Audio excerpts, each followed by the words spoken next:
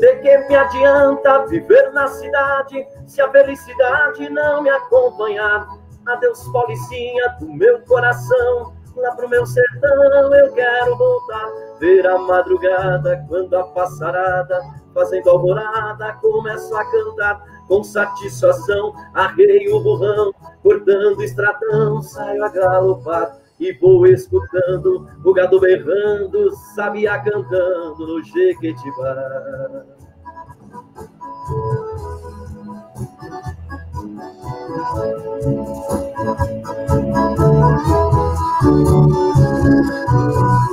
Pra minha mãezinha já telegrafei e já me cansei de tanto sofrer. Nesta madrugada estarei de partida pra terra querida que me viu nascer. Já ouço sonhando, o galo cantando, o iambu piando no escurecer. A lua prateada clareando as estradas, a relva molhada desde o anoitecer. Eu preciso ir pra ver tudo ali, foi lá que nasci, lá quero morrer.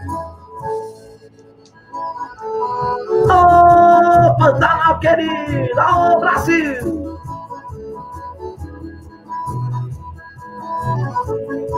Viajando pra Mato Grosso, Aparecida do Taboado, lá conheci uma morena que me deixou amarrado. Deixei a linda pequena, por Deus confesso, desconsolado. Mudei o jeito de ser, bebendo pra esquecer, 60 dias apaixonado.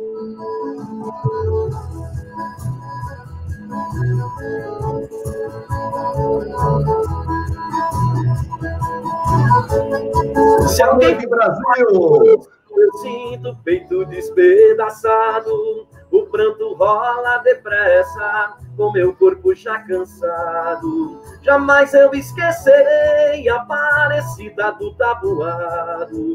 Deixei a minha querida, deixei minha própria vida, 60 dias apaixonado. Deixei a minha querida, deixei minha própria vida, 60 dias apaixonado. Alô, paixão! boa noite, Brasil! Dia 30 de novembro de 2020. São exatamente 20 horas e 3 minutos em São Caetano do Sul, São Paulo, aqui no ABC Paulista, essa noite maravilhosa que está fazendo hoje aqui. E abrimos aí com a música de raiz, cantada pelo Ney Violeiro, um grande cantor de raiz aqui da região, não é, Ney? Boa noite, Ney. Boa noite, Haroldo. Boa noite, Kleber Siqueira. É um prazer poder estar aqui com vocês. Agradeço muito esse convite, de poder participar e poder também levar a minha música, levar a minha canção, levar um pouco da minha história para vocês. Muito bem. Boa noite a todos também, estão nos ouvindo. Opa, o Kleber se vestiu a caráter para homenagear essa música de raiz, Ney. Eu percebi, tá com um chapéu muito bonito, country lá, bem sertanejo, hein, Kleber? Aqui na área que eu resido, que é na área de Houston, Texas, essa cultura country é muito difundida e eu estou muito contente porque eu sempre gostei muito da cultura sertaneja, da cultura raiz. E hoje eu fico muito contente, viu, Ney, também Haroldo e todos que estão aí na audiência, não só de participar aqui, como também de ouvir essa musicalidade, essa inspiração que você nos traz aqui com a sua música, viu, ô Ney? Tiro o meu chapéu para você, viu? Muito obrigado. De coração. Eu nasci em família sertaneja, eu sou de uma época que o pessoal não curtia muito a música sertaneja, bem lá atrás tinha vergonha, viu, Kleber? Eu nunca tive vergonha de cantar, de levar a minha música, a música raiz da minha família. Meu avô tocava um acordeon e eu ficava lisonjeado de vê-lo tocar, meus tios, então isso para mim é um orgulho, sempre foi, viu? Olha, continue cultivando isso, porque isso faz parte das nossas tradições, né? Você está mantendo a tradição do nosso povo acesa, ativa, e isso é uma coisa muito importante, viu, Ney? E também agradeço ao Haroldo, porque ao dar essa oportunidade, está difundindo a nossa cultura, né? E através da musicalidade do Ney e da sua canção sertaneja, que é muito inspiradora. Eu, quando jovem, eu tive a oportunidade de ir ao Pantanal e conhecer o Pantanal naquela época, dos anos 70, fiquei maravilhado.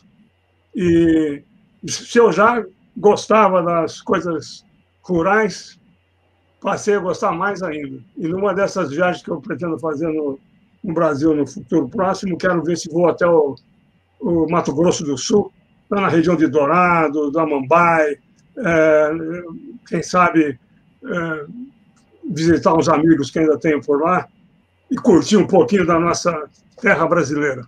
Muito obrigado, viu, Ney? Muito bem, viu, Ney? Eu agradeço a você. Você é uma pessoa que já faz um sucesso muito grande aqui, principalmente na região de São Paulo, já cantou junto com grandes cantores. Você podia até citar, eu sei quem são, mas você gravou, inclusive, um DVD, o último DVD gravado pelo Marciano, você cantou, inclusive eu estava presente aqui no Teatro de São Caetano. Então, sim, eu tive a oportunidade. Sucesso, parabéns, Ney. Eu tive a oportunidade, sim, Haroldo, de gravar com o Marciano, um ícone, né? Eu cresci ouvindo João Mineiro e Marciano, adorava eles, adoro até hoje. E aí Deus me presenteou, um dia ele me convidou para poder cantar com ele. Isso está lá no meu canal do YouTube, Ney Violeiro, quem quiser ver, está lá. E no lançamento do meu segundo CD, eu cantei nada mais, nada menos com Milton Nascimento. Tive a oportunidade de fazer a abertura do Milton Nascimento. Depois cantei com César e Paulinho, Guilherme Santiago, Rio Negro e Solimões, Leonardo, Daniel, enfim, Deus tem me abençoado muito, eu só tenho que agradecer.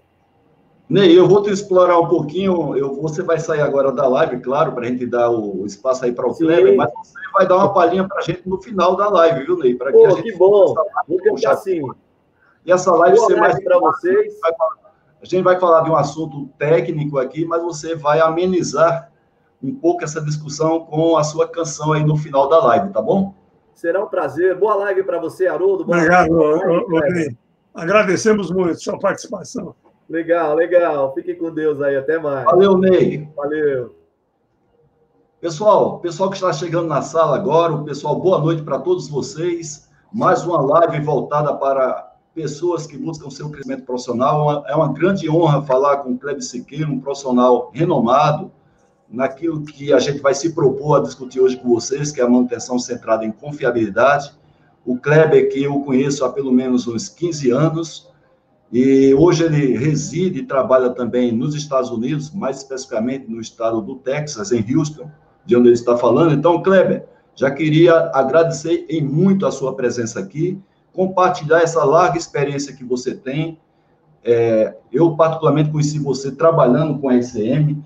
O melhor livro de RCM que eu já li em toda a minha vida, você participou da tradução do saudoso John Mowbray, tá?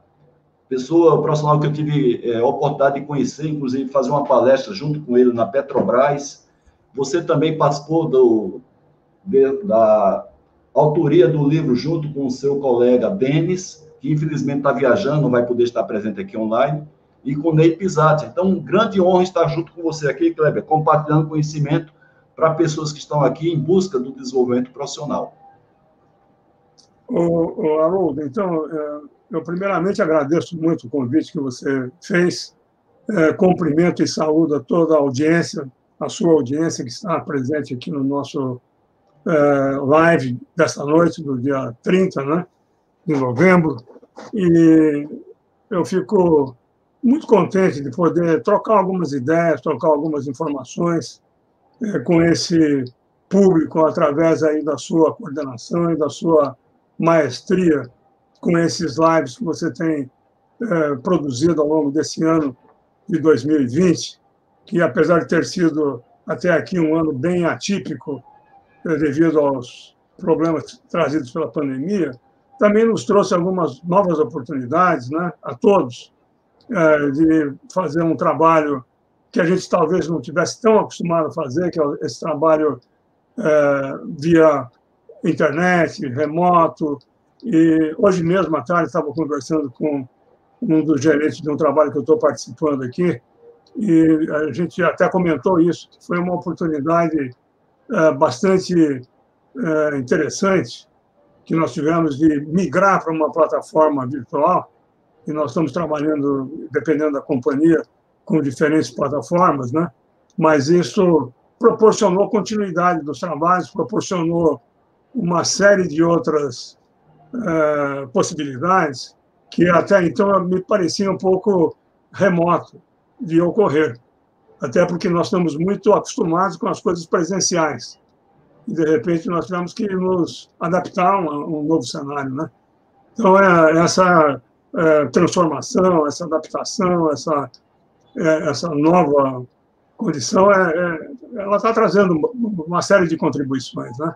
E seria impossível eu poder conversar com você e com esse público se não fosse a ajuda aqui das lives, né, da internet, dessas plataformas como essa que você está utilizando, que é sensacional, é uma plataforma que permite todo esse contato ocorrer, né?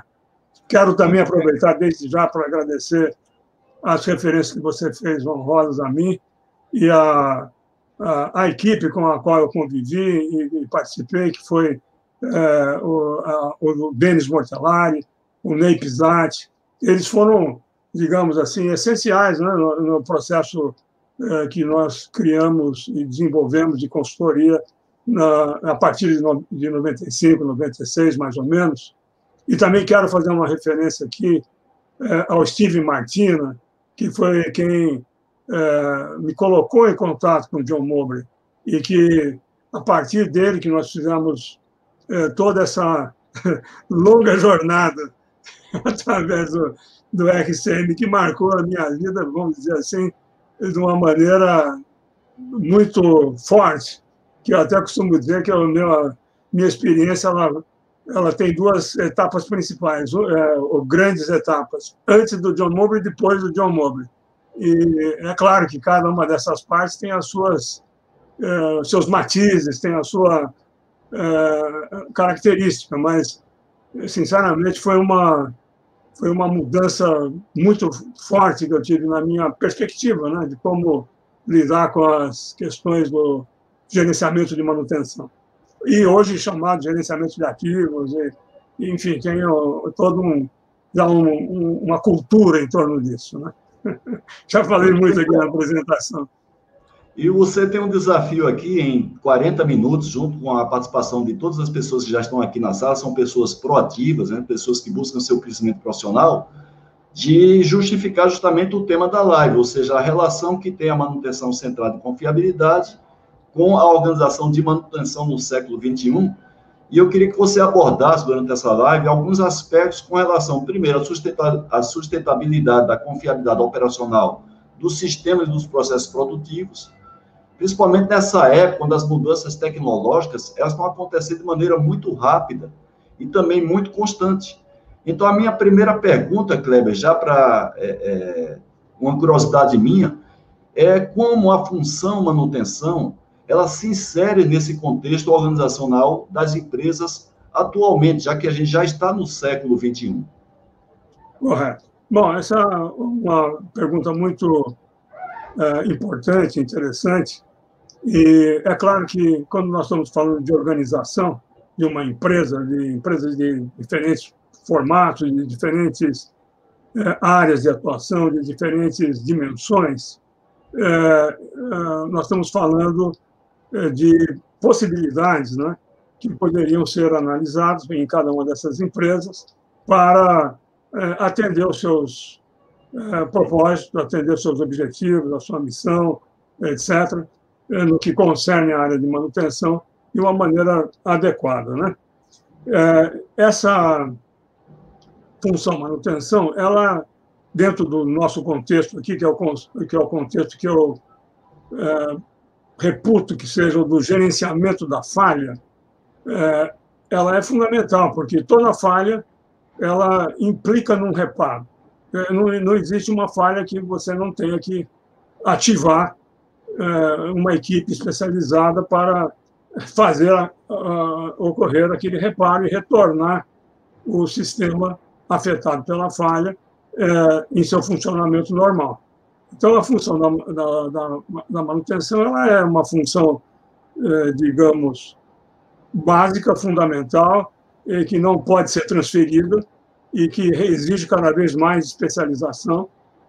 E essa especialização vai conduzir a você ter mais agilidade para retornar o sistema à ação, ou a disponibilidade do sistema para a ação, ou seja, aumentar o uptime, reduzir o downtime, ou seja, diminuir o tempo parado e aumentar o tempo produtivo, ou pelo menos o tempo produtivo principal. Então,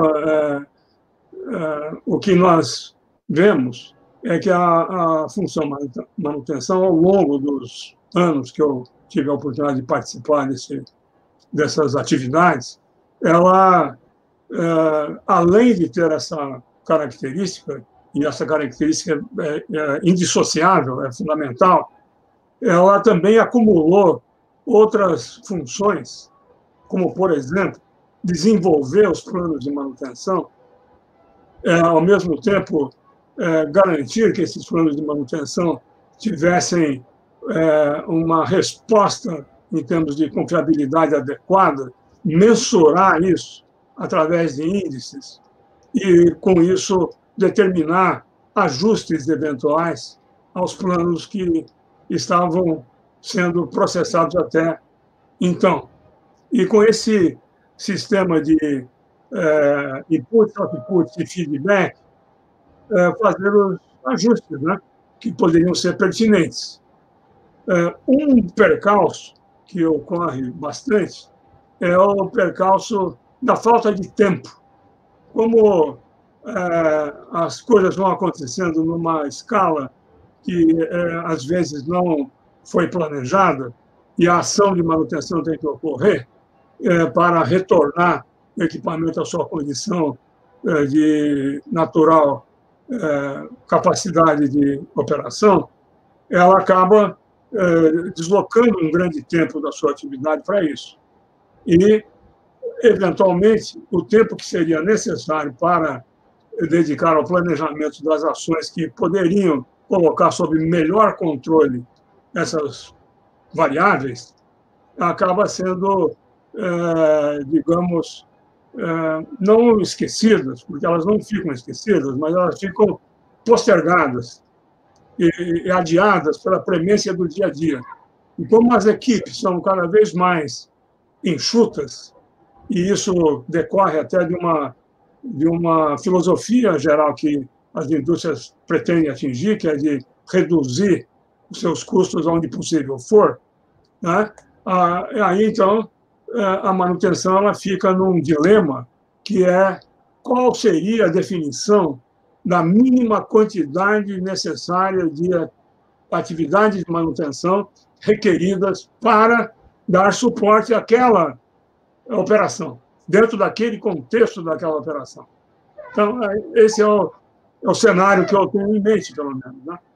E uma coisa que fica muito clara no livro do John Mowbray, e também o livro que você escreveu também junto com o Dennis, com o Ney, é a questão do efeito da falha, né? Então, às vezes, a gente não avalia como homem de manutenção. Eu me especializei em manutenção desde 1988, eu me formei em 84, mas fiz especialização em manutenção mecânica pela Universidade Federal da Bahia, e trabalhei toda a minha vida na manutenção e ainda hoje, prestando consultoria de TPM, vivencio a manutenção no dia a dia, é que às vezes a gente não está preocupado com o efeito da falha, e sim a falha em si.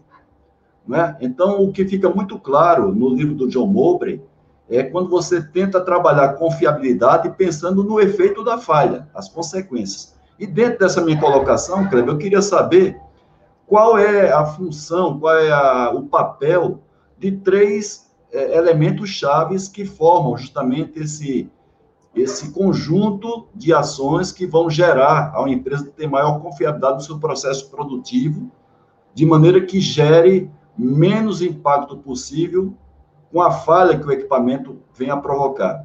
O papel da manutenção, o papel da operação ou produção e o papel da engenharia.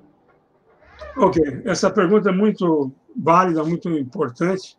E o que eu posso dizer para você é o seguinte, que a confiabilidade ela depende desse tripé que você mencionou, ou seja, ela não pode ser isoladamente sustentada por um desses pilares ou por uma combinação de dois desses pilares. Ela tem que estar suportada por esses três pilares o tempo todo. E, além disso, nós temos que imaginar de que todos os sistemas produtivos eles vieram de um projeto, vieram de um desenvolvimento tecnológico, vieram de uma engenharia, que é uma engenharia de projetos, que produziu aquele sistema e concebeu as funções às quais esse sistema deveria atender e as suas limitações, ou seja, quais seriam os desempenhos que cada uma dessas funções deveria proporcionar para os operadores e para os gerenciadores desse ativo, de modo que ele tirasse o maior valor agregado possível daquele sistema, ou seja, que o investimento pudesse trazer um retorno adequado. Então, o que eu percebi ao longo desses anos é que, como principalmente esses assuntos ligados com o gerenciamento de ativos físicos, eles acabaram dentro das organizações mais designados para os departamentos de manutenção ou as gerências de manutenção, sendo elas, às vezes, descentralizadas, às vezes centralizadas, às vezes aglutinando funções de engenharia de manutenção, às vezes essas duas nuances separadas também. Isso tudo, digamos, considerado, colocou os assuntos relacionados com o gerenciamento das falhas numa visibilidade, talvez, aquém daquela que mereceria um assunto desse porte. Porque quando você imagina consequências de falha que possam afetar segurança, que possam afetar o meio ambiente, que possam afetar saúde ocupacional, que possam afetar a competitividade da empresa, aí nisso estou falando de custos operacionais, estou falando do tempo perdido com as próprias falhas, digamos, com a operacionalidade desse sistema, né? Então, digamos, esse posicionamento da estrutura organizacional de manutenção dentro da empresa, no organograma global da empresa, me parece que ele deveria buscar uma expansão, e essa expansão no sentido vertical, para alcançar digamos, uma voz mais efetiva dentro do cenário de alta gerência, né? Onde as decisões são tomadas, os processos são identificados, e, mais do que isso, aonde são, então, produzidas as regras e as, digamos, verificações que cada um desses intervenientes deveriam sofrer para que a empresa tivesse a garantia de que ela tivesse uma salvaguarda com relação a consequências indesejáveis, que, inclusive, pode redundar até mesmo em processos bastante onerosos para a empresa, seja processos civis como processos criminais, né? No caso de afetar, por exemplo, a segurança, o safety de pessoas, serem feridas, serem vitimadas, etc.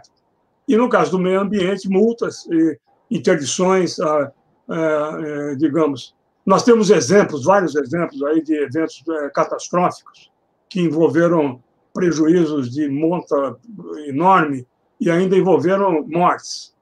E isso não é privilégio de uma empresa ou de outra, isso acontece com qualquer empresa, isso pode acontecer de um modo súbito, pode acontecer de um modo que ninguém esperava. Então, você está preparado, é muito melhor que você não está preparado.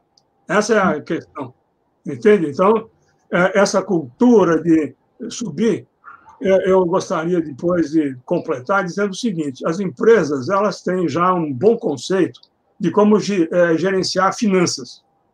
Então, as finanças elas têm uma série de tópicos que são estritamente, rigorosamente gerenciados pela alta administração, que são distribuídas as regras e são auditadas naqueles que operam as finanças.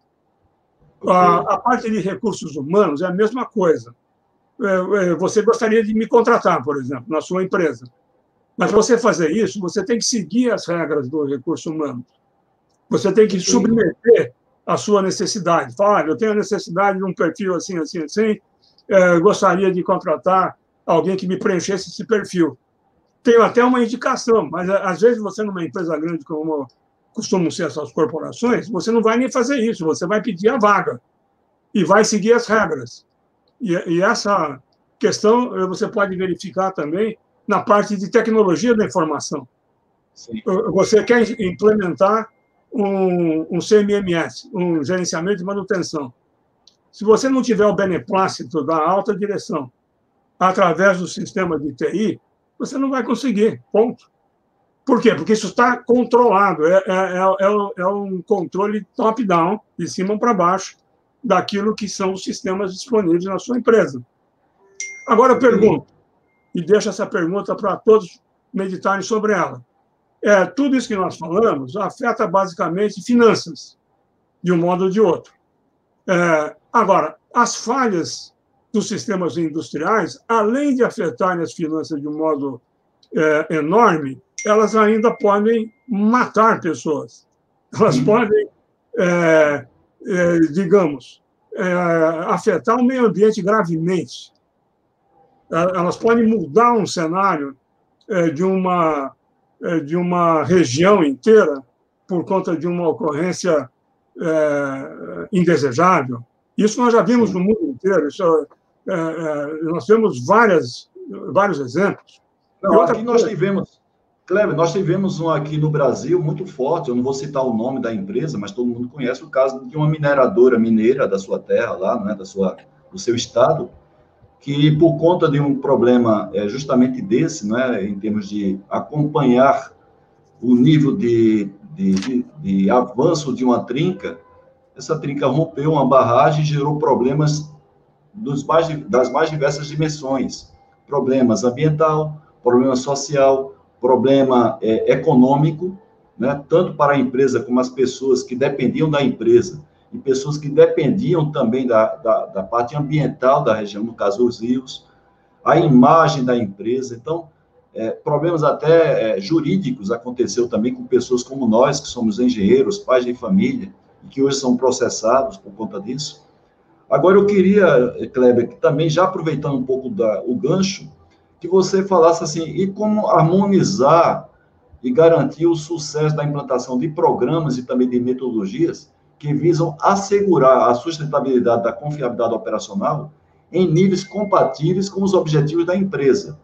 Porque o que eu vejo, Kleber, a dificuldade, por exemplo, um levantamento da Abraman em um dos documentos nacionais que ela faz bienalmente, no caso, se constatou que mais de 94% dos diretores industriais não são oriundos da área nem de manutenção, da área de engenharia.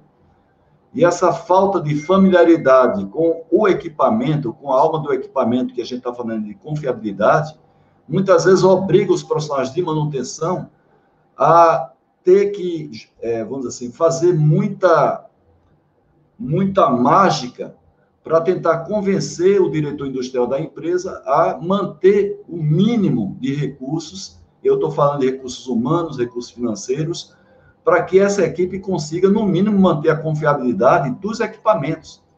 A gente não está falando aí nem obrigatoriamente a confiabilidade do processo ou do sistema, que isso aí envolve outras questões, não é?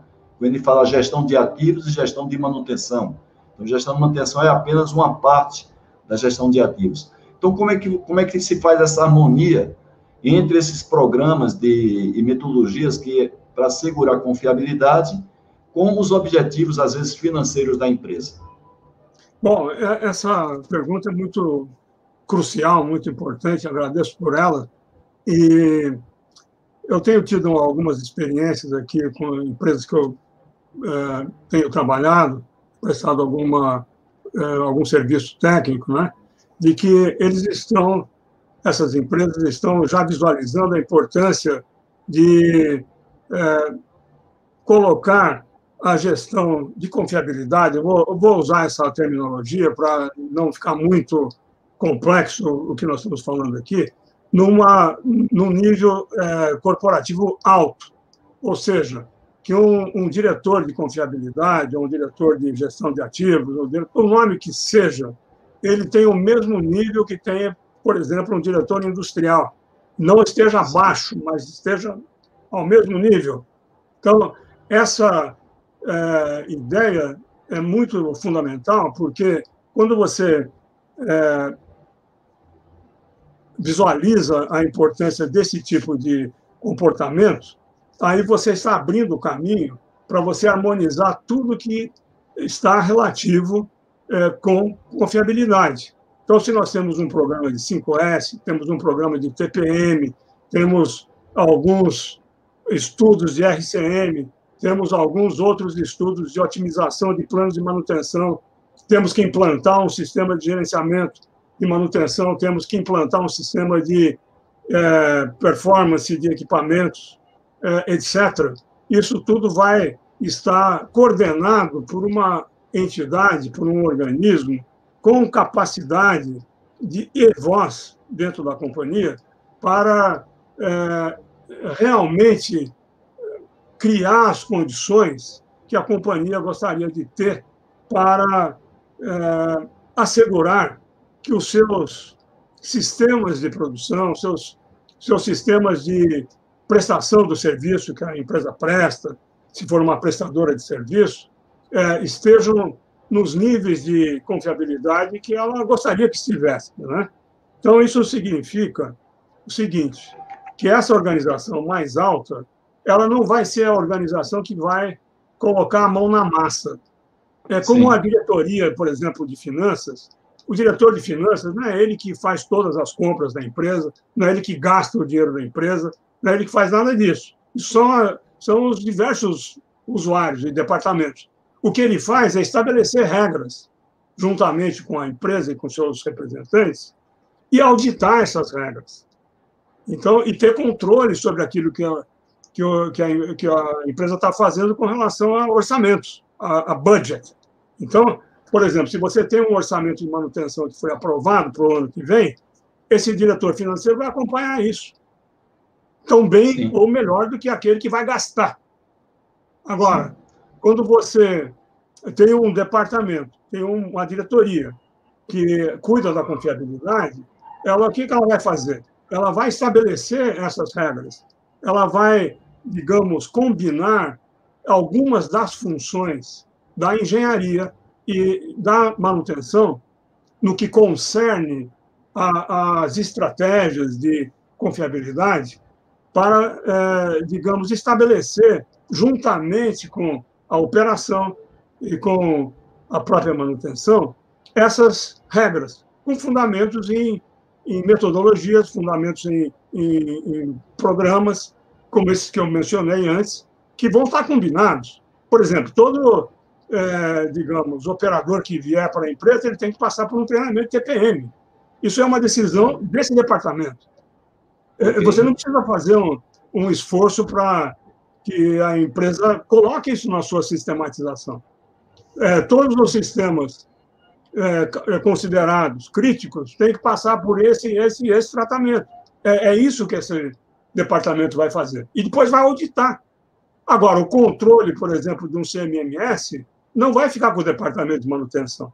Se ele quiser fazer uma mudança de configuração do equipamento, ele tem que justificar e pedir autorização para tanto, e obter autorização.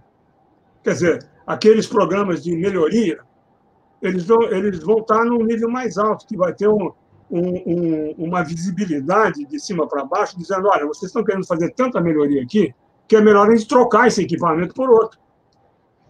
Vocês estão com o equipamento errado. Ele não atende nada, gente. Kleber, eu sempre trabalhei, desde que me formei em 84, você se formou 10 anos antes, 74, né?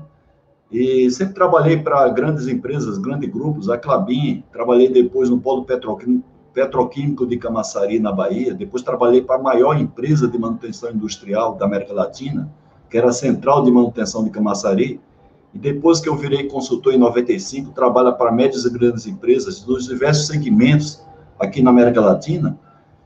São poucas as empresas, Kleber, que eu vejo que tem essa função de confiabilidade, não é, atrelada para justamente reduzir os impactos das falhas, a questão segurança operacional, segurança do trabalho, a questão da saúde ocupacional, impactos ambientais, impactos financeiros, produção, né, versus também lucro cessante, exceto algumas empresas que, para cumprir a NR13, que tem equipamentos que trabalham sob pressão, petroquímicas principalmente, né, que tem uma área de confiabilidade, que faz a avaliação da integridade dos equipamentos, a grande maioria, você tem uma área de manutenção que tenta fazer isso, mas em função dos recursos de gente limitados, e às vezes as pessoas que fazem essa atividade terminam se envolvendo na gestão do dia a dia, então não tem, muitas vezes, a continuidade do trabalho para ir a fundo, para tentar, no mínimo, manter a confiabilidade.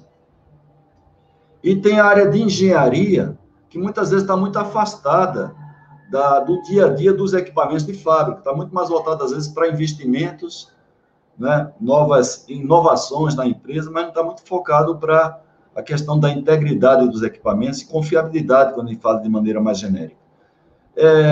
Na época que você trabalhou forte aqui no Brasil, eu sei que você ainda de vez em quando vem dos Estados Unidos para cá, que você é consultor, mas comparando do que você conheceu aqui, do que você conhece aí nos Estados Unidos, como é que nós estamos nessa questão?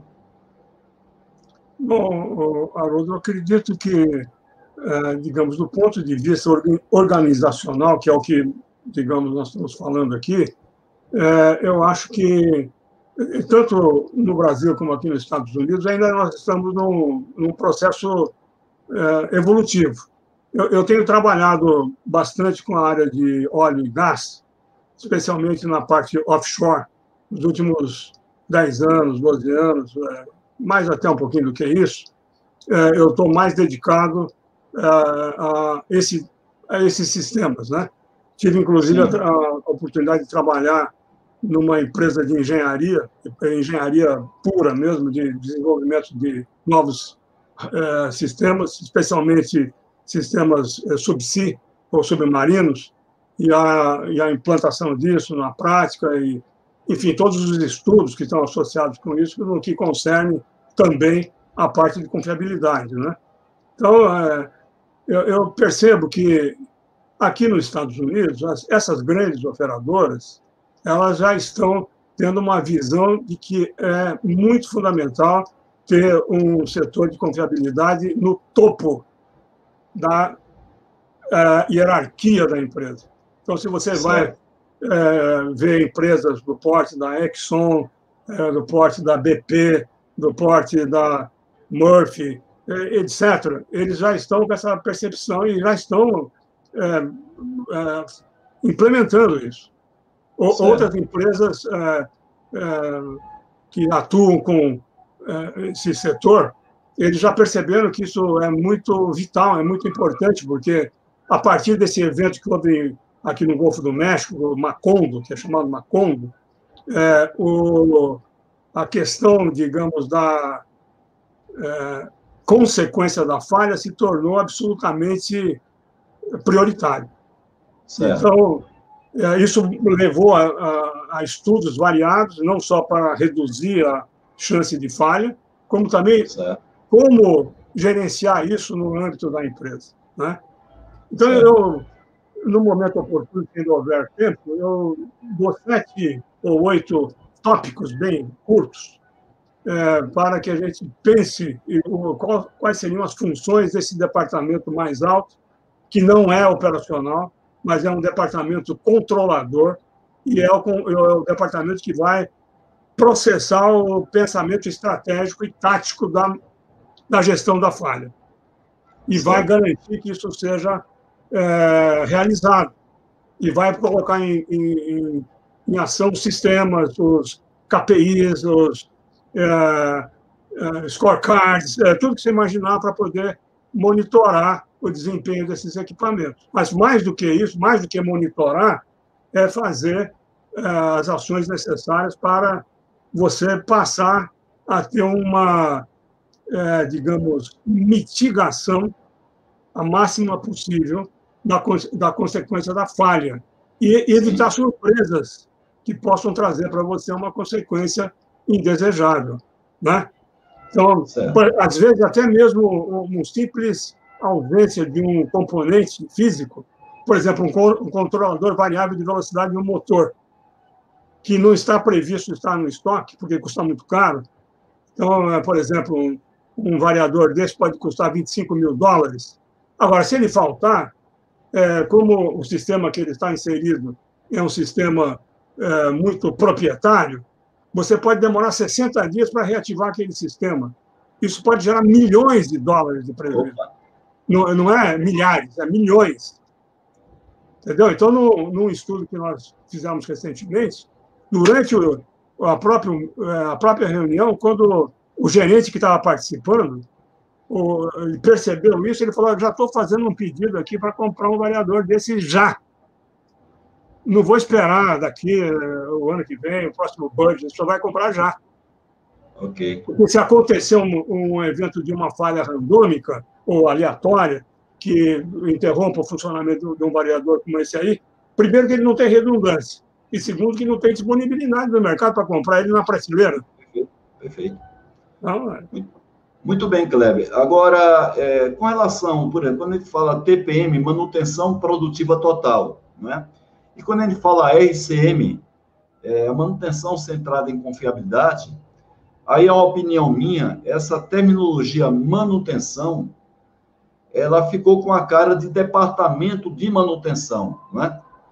Então, quando eu estou falando de TPM, manutenção produtiva total, eu estou dizendo, olha, manutenção produtiva total não é um programa da manutenção, tem o nome manutenção, mas tem que ver manutenção no sentido mais amplo, a continuidade de um processo produtivo. No caso do RCM também passa por isso, então talvez a denominação M, para ganhar um pouco mais de, até se identifique com o real propósito do que fala RCM e TPM, a gente poderia substituir entre maintenance para management. Ou seja, seria uma gestão centrada em confiabilidade, né? Gestão de ativos, claro. Porque ele ganharia a importância que realmente tem esse estudo. Quando eu vejo aqui o trabalho que você ajudou muito, o nosso saudoso John Mowbray, volta a fazer propaganda desse livro, porque eu gosto muito de manutenção, é minha origem, até hoje estudo muito. Não existe livro, eu até que vou colocar na gravação, né? Não existe livro a meu ver, de confiabilidade de manutenção, melhor do que esse, que foi traduzido por você, na época que você, inclusive, foi licenciado, foi franqueado para representar a Aladon, que é uma das maiores instituições mundiais que trabalha com esse tema, durante 97 até 2006. Hoje o Denis aqui é quem representa a Aladon. Então, é um livro super importante, que ele tem uma dimensão muito maior para a continuidade, ou seja, para a manutenção do sistema produtivo, do que simplesmente ser uma ferramenta da área de manutenção da empresa. Essa digamos, superposição digamos, da linguística, isso é uma questão linguística, né? Da semântica da palavra. Exato. Isso foi um tema que eu debati bastante com o Mowbray.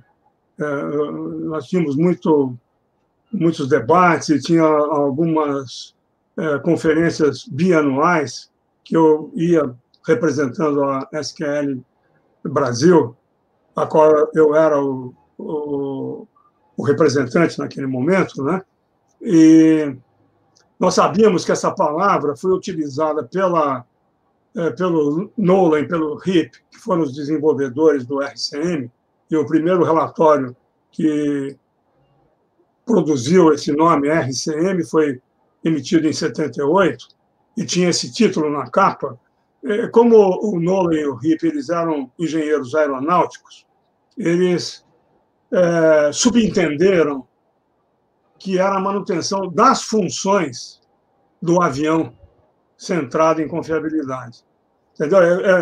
Isso foi uma abstração que eles tiveram na aplicação desse... Aí o John Mowbray. Eu me lembro bem dessa gravata do John Mowbray, fabuloso. Eu tinha uma consideração muito grande por ele e devo a minha segunda fase da minha carreira a ele, viu? É merecedor de todo o aplauso e de toda reverência da nossa parte aqui. E você está aí junto com o John Mowbray, isso é uma foto memorável e histórica, viu, Haroldo? Ok, claro, com muito carinho essa foto. Eu viajei bastante com o Mowbray, aí no Brasil, quando ele vinha, né? E algumas vezes o Ney e o Denis estavam juntos, o Denis mais vezes, inclusive, e a gente ficava até altas horas conversando, trocando ideias e tal, né? E um ponto sempre era esse ponto, de o nome não colaborar muito para o entendimento organizacional, que é o que nós estamos falando aqui. Então, isso acabou caindo dentro das empresas no nicho da manutenção, e ali ela ficou prisioneira, porque a manutenção no seu dia a dia, não é que a manutenção não seja capaz de fazer isso, é que ela, na hierarquia que ela tem no organograma das empresas, ela está numa posição que ela não consegue influenciar e criar a condição necessária para uma implantação de cima para baixo ocorra. Então, ela fica sempre lutando contra a maré. Esse é o problema. Sim, verdade.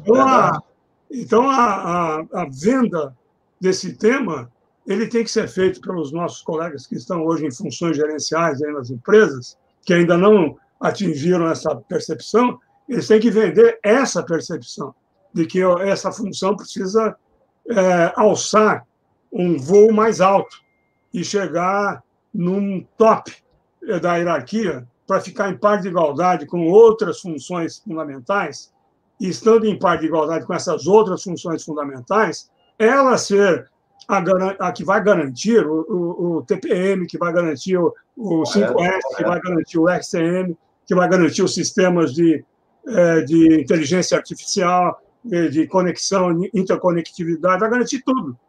Porque ela vai estar falando no mesmo patamar que estão falando as outras funções, que são as finanças, recursos humanos, a parte industrial, parte de tecnologia.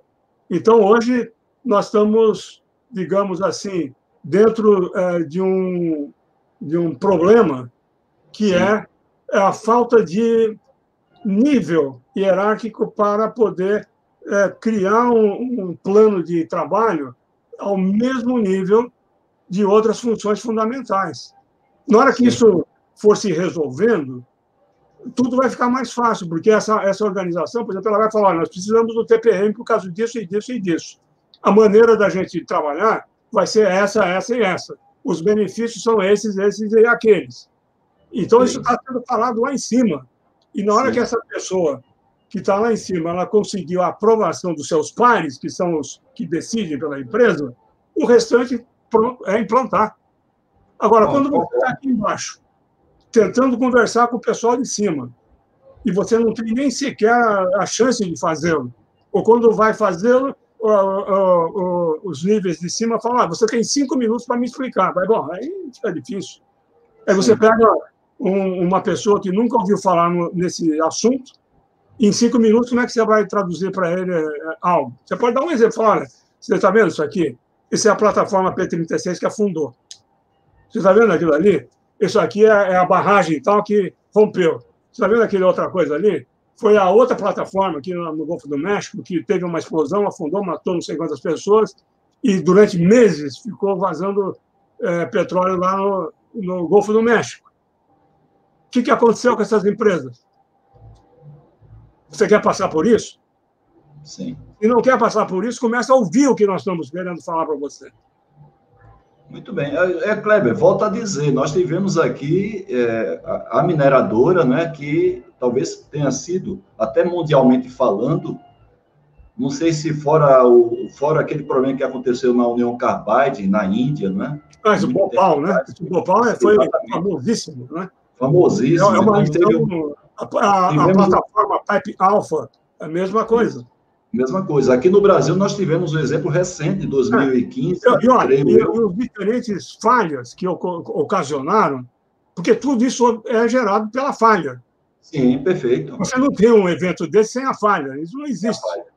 E a falha pode ser decorrente de um projeto que não foi bem pensado e que depois você pode corrigir, fazendo modificações. Mas, para isso, você precisa conhecer a fundo o troubleshooting daquele sistema. Senão, como é que você vai palpitar naquilo lá? E outras coisas que hoje estão ocorrendo é o seguinte: o operador ele é um vigia do equipamento. Você pega, por exemplo, numa plataforma marítima, offshore, os operadores que estão lá estão monitorando os painéis e vários índices que estão lá sendo projetados, vários fluxos que estão naquelas telas, eles estão acompanhando. Eles sabem os sintomas, eles sabem as tendências, falam, essa temperatura está subindo, essa pressão aqui não está adequada, isso aqui está indicando isso ou aquilo. Então, vamos dizer, o operador, hoje, ele está ficando cada vez mais qualificado, cada vez mais ele entende do processo, cada vez mais ele entende do funcionamento, cada vez mais ele entende da falha, cada vez mais ele entende de quanto tempo vai levar para corrigir uma possível falha que ocorra naquele sistema. Então, essa é uma outra característica que nós não tínhamos nos equipamentos de anos atrás. A grande automação. Então, hoje também nós podemos tirar dados dos sistemas de escada, podemos tirar dados dos sistemas de controle que estão associados com aquele processo. O que nós precisamos fazer é correlacionar o dado com o modo de falha. Porque não adianta você só pegar dados, milhares de dados, aí falar para a inteligência artificial fazer o que com aquilo? Ela tem que saber o que fazer, nós temos que fornecer informação para ela, poder partir para os programas de inteligência artificial atingir o seu objetivo. Então, digamos assim, essa interação entre os dados e os operadores, ela é muito intensa, e os operadores são os que estão mais próximos da máquina, mesmo que seja através de dados que estão sendo projetados para eles em painéis no local ou mesmo remotamente. Nós temos instalações aqui que são monitoradas pelos fabricantes, fornecedores de equipamentos principais, geradores, turbinas, etc. Temos painéis que estão sendo monitorados pelos gestores que estão nos escritórios centrais. Eles não têm interferência direta no processo, mas eles monitoram o processo. Ok. Agora, a função de manutenção, ela tem que ter a habilidade, primeiro, para fazer o troubleshooting bem rápido. Sim. E se você não estudar antes, não fizer a lição de casa, e o RCM é lição de casa. Entendeu? Se você não fizer a lição de casa, você vai apanhar de vara curta, porque você vai estar no meio do problema. Claro, é o que a gente tem mais hoje, o apagar incêndio, manutenção corretiva, né? Kleber, eu queria só, para não deixar sem resposta aqui, uma pergunta que foi feita pelo Francilei, que inclusive ele faz essa afirmação aí inicialmente, né? A questão do RCM ter sido muito difundido e originado na própria indústria de aviação, e ele pergunta aqui o seguinte: podemos dizer que os grandes pilares de gestão de ativos que vieram à tona nas últimas décadas, na realidade, estavam intrínsecas no contexto do RCM2? Bom, primeiro eu queria cumprimentar o Francilei. O Francilei é uma pessoa que eu admiro muito, gosto muito dele. Nós tivemos um contato frequente ao longo desses últimos 15 anos, mais ou menos, 13 anos. Eu tive a satisfação enorme de ter esse privilégio, viu, Francilei? Obrigado pela sua pergunta. E eu queria que você respondesse em um minuto, viu, Kleber? Sim, o RCM ele tem como conceituação uma expansão de raciocínio muito grande, e ele visualizou lá atrás, na indústria aeronáutica, quando o Nolan Hipp e a equipe deles lá estavam imaginando como lidar com um avião do porte de um Jumbo 747 ou com um DC-10 e voando. O que fazer para a gente garantir que esse avião sai de um aeroporto e chega no outro? E que não caia durante a viagem, que não exploda, coisas assim, né?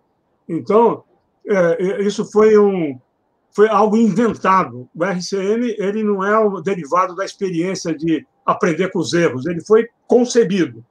E foi concebido de uma maneira muito forte. E tendo sido concebido dessa maneira muito forte, e tendo sido testado na indústria aeronáutica, por exemplo, dos anos 70, onde a taxa de quedas era de cerca de 60 por milhão de decolagens, hoje e nessas quedas, a maior parte dos contribuintes da queda eram por falhas da aeronave. Hoje, essa mesma estatística está, digamos, abaixo de 1, ou seja, 0,4, 0,3 quedas por milhão.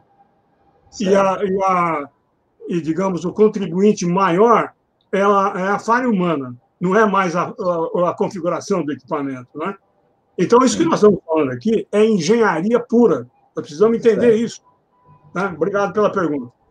Muito bem. Na verdade, o Milton Zen, né? Milton Zen, inclusive, ele coordena um grupo do qual eu faço parte, que é um centro de estudos avançados de gestão de riscos ativos e manutenção. Nós nos reunimos semanalmente e existem várias lives proporcionadas por esse grupo. A gente formou, inclusive, temos um canal chamado CEAGRAN Indy 4.0, que temos duas lives semanais, inclusive amanhã, por volta de 20 horas e 8 minutos. É só entrar no canal CEAGRAN, com M no final, Indy de Indústria 4.0, onde a gente vai abordar nessas lives sempre assuntos relacionados Indústria 4.0 com algum tema em específico. Kleber, eu queria que agora, nós chegamos aí o time over, você fizesse as considerações finais em 1 minuto, já agradecendo muito a você pela sua participação, pela sua disponibilidade, falando aí diretamente de Houston, Texas, nos Estados Unidos, com 3 horas a menos de fuso horário. Queria que você fizesse as suas considerações finais, porque tem um colega nosso que está voltando aqui para fechar a live com chave de ouro, que é o Ney Violeiro, né? O Ney já está aqui de volta, olha só, para nos prestigiar. Pois não, então, viu? Eu vou rapidamente aqui liberar o espaço para o nosso Ney Violeiro, que vai encerrar com chave de ouro aqui a nossa live, né? Mas eu queria, primeiramente, cumprimentar também o professor Milton Zen, que é um colega antigo. Aliás, o Zen e a equipe dele lá na Mercedes-Benz, eles foram fundamentais nas primeiras movimentações que nós demos com o RCM aí no Brasil, abriram as portas para nós lá. Eu agradeço imensamente a oportunidade que a Mercedes-Benz, através da equipe do Zen, nos proporcionou. Foi fundamental. E espero que a gente possa nos encontrar mais vezes em outras oportunidades. Tive a chance de trabalhar com o Ney lá na FEI, com o Zen lá na FEI. E hoje, essa função que eu exercia lá está muito bem suprida, magistralmente suprida pelo Denis. Então, eu fiquei muito confortável, porque não criei uma lacuna lá, pelo contrário, até preenchi essa vaga com méritos para o Denis sobrando. Então, para encerrar e agradecer a todos vocês, eu primeiro vou dizer o seguinte, que eu vou depois colocar aí no meu blog, eu até peço para você divulgar o link do blog. Vai estar na gravação. Eu vou colocar um pouquinho mais de informações, de detalhes para aqueles que quiserem, né? Um pouquinho mais de informação. E tudo relacionado com o que nós falamos hoje, de uma maneira mais completa, né? E com isso, dando oportunidade para vocês também dialogarem comigo e com o próprio Haroldo, com relação aos temas que a gente falou aqui hoje de modo bastante sintético. Então, muito obrigado, Haroldo, pela sua gentileza, cordialidade de me receber aqui na sua live, que é uma live que já está consagrada aí no público técnico brasileiro, que quer realmente aprender, melhorar e desenvolver profissionalmente as suas aptidões, né? E fico à disposição, sempre à sua disposição e à disposição também dos demais colegas que foram aqui mencionados, agradecendo a todos. E agora encerro voltando a colocar meu chapéu de cowboy aqui do Texas, para ouvir a despedida do Ney, para quem eu agora ponho o chapéu e depois eu tiro de novo, como tirei na abertura. Muito obrigado. Muito bem. Mais uma vez, obrigado, Kleber, obrigado, participando. O Ney Violeiro de volta para fechar a nossa live com chave de ouro, deixar a noite nossa muito mais tranquila. A gente sabe muito bem que música de qualidade acalma a alma. E convidei o Ney Violeiro, inclusive, para prestigiar o Kleber, que está falando aí diretamente do Texas, que é um estado que canta e toca muita música country, e você se vestiu a caráter também para poder prestigiar o Ney. E, Ney, eu queria que você fizesse uma apresentação dessa música que você vai cantar agora. Eu vou colocar, de qualquer maneira, o seu contato. Você também é um profissional, você canta profissionalmente, conforme você falou no início. Jamil Nascimento, Fábio Júnior, Daniel, vários outros cantores, gravou junto com o Marciano. Para quem quiser fazer um contato com você, o seu contato vai estar na nossa live gravada. E conta um pouco o que é que você vai cantar para a gente agora, para fechar a live com chave de ouro. Bom, Haroldo, bom, Kleber, eu vou cantar uma canção minha, uma canção que fala um pouco da história dos meus pais que viveram lá na roça. Então, você que está assistindo, se você tem um pedacinho de chão, se você tem uma chácara, ou se você viveu na roça, no campo, você vai se sentir nessa música. Eu ouvi meus pais contarem a história da vida deles, e eu, de repente, tive a oportunidade de ir lá conhecer essa região onde eles moravam, que era Catanduva. E eu fiz essa música, espero que vocês gostem, chama-se Inspiração do Poeta. Opa, vamos lá. É uma música bem sertaneja. Vamos lá, Ney.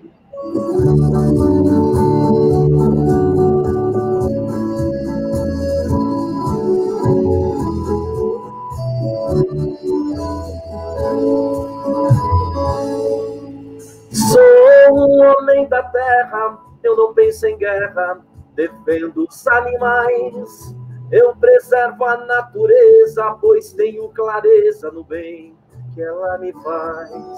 Vivo com simplicidade, não tenho luxo e nem vaidade. Aqui no meu ranchinho, de tudo tenho um pouquinho. Não dependo da cidade. Que pedaço de chão, lugar abençoado. Água cristalina, riacho para pescar e um céu estrelado. Que pedaço de chão, lugar abençoado. Água cristalina, riacho para pescar e um céu estrelado. Música boa danada, não é, Kleber? Da vaquinha tiro leite, faço queijo e deixo coalhar. Cultivo a minha roça, preservo a carroça, a horta e o pomar. O entardecer aqui no mato, o cantar dos pássaros me faz relaxar. Eu acordo bem cedinho, tomo o meu cafezinho, espero o galo cantar. Que pedaço de chão, lugar abençoado. Água cristalina, riacho para pescar em um céu estrelado. Que pedaço de chão, lugar abençoado. Água cristalina, riacho para pescar e um céu estrelado. Que boa noite, Brasil! Lugar abençoado. Água cristalina, riacho para pescar e um céu estrelado.